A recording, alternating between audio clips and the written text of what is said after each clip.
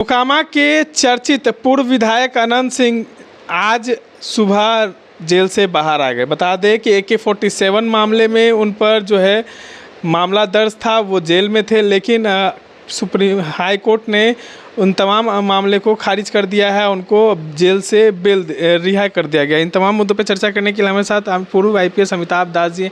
कैसे देखते हैं, रिहा हो गए? देखिए, मैं तो नहीं चौंक रहा हूँ रिहाई पर, क्योंकि दर्शकों को पता ही है कि जो हमारे मुख्यमंत्री हैं पलटू राम, वे माफिया डॉन अनंत सिंह के आज्ञाकारी चपरासी हैं।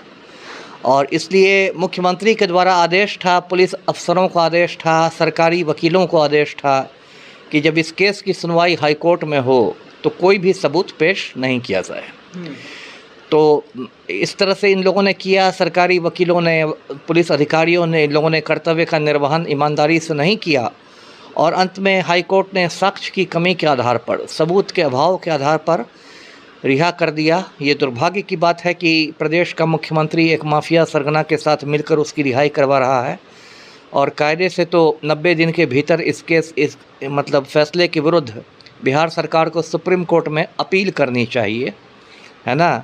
लेकिन मुझे नहीं लगता कि बिहार में कोई काम कायदे से होता है, इसलिए अभी फ़िलहाल अनंत सिंह को आप रिहा ही समझिए। 15 दिन के पेरोल पर जब आए थे अनंत सिंह, तो आपने उनकी हत्या की आशंका जताई थी।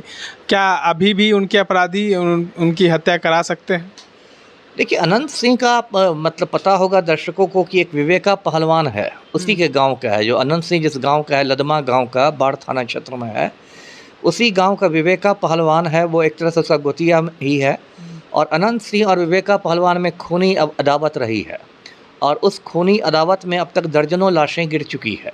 सन 2006 में भी अनंत सिंह के बड़े भाई फाजो सिंह की हत्या हो गई थी, और उसमें भी संदेह जो गया था वो विवेका पहलवान के गिरोह पर ही गया था कि उसने अनंत सिंह के बड़े भाई फाजो सिंह की हत्या करवा दी। तब भी पलटू राम दौड़े दौड़े अनंत सिंह के गाँव गए थे। तो ये लोग, जब आप क्राइम की दुनिया में रहते हैं तो आपके बहुत सारे दुश्मन भी रहते हैं, गैंगवार भी होता है।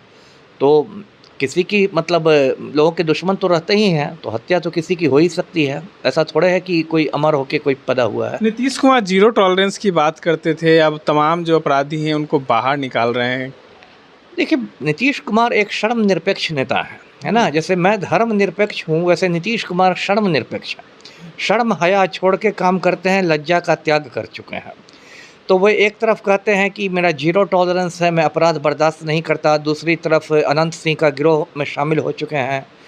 और जब अनंत सिंह बेऊर जेल में बंद भी था 5 बरस से, तो अनंत सिंह को जेल में सारी सुविधाएं मिली हुई थी। मोबाइल की सुविधा थी, जिससे वो अपने गिरोह का संचालन करता था। और दर्शकों को याद ही होगा, मई के महीने में लोकसभा चुनाव के समय कैसे अनंत सिंह को 15 दिन के लिए बाहर किया गया था पेरोल पर।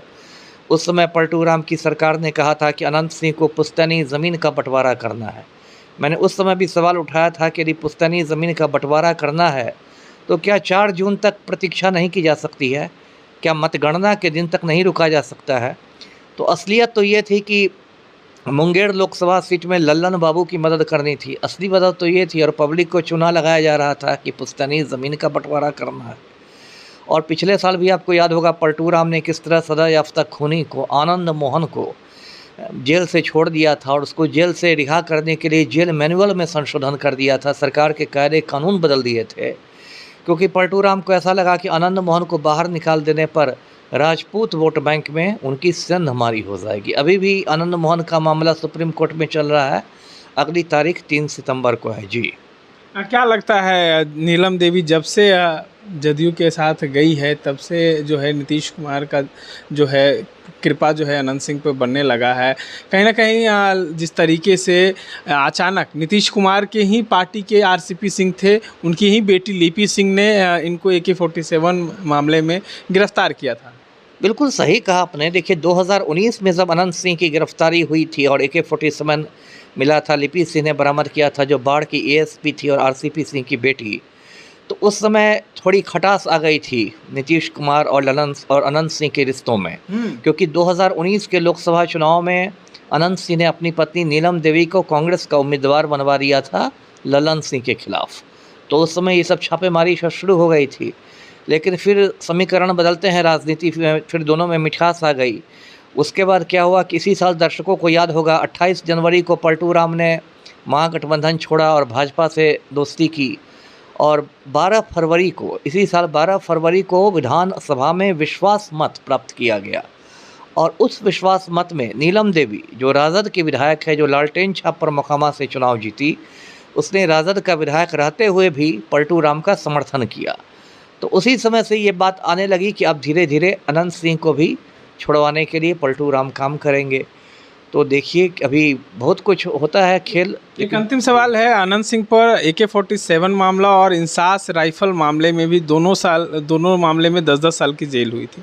तो क्या लगता है सिर्फ AK-47 मामले में इनको रिहाई मिली है या दोनों में? देखिए, लगता है पुराने वाले इंसास वाले मामले में लगता है पहले से जमानत हो चुकी होगी, क्योंकि अभी तो AK-47 मामले में रिहाई मिली और इसके साथ ही वो जेल से बाहर आ गया। तो हो सकता है उसके इसमें पहले जमानत वगैरह हो चुकी हो। तो आज की तारीख में, लेकिन इस पर तो बहुत सारे केस हैं। मैं दर्शकों को याद दिला दूं कि 2015 में इसने पुटूस यादव का खून करवाया था और उस मामले में भी इसको जेल जाना पड़ा था। जो उसमें पटना के सीनियर SP थे, उन्होंने इसको गिरफ्तार किया था। अब पता नहीं उस केस की स्थिति क्या है, उस केस में ट्रायल की स्थिति क्या है।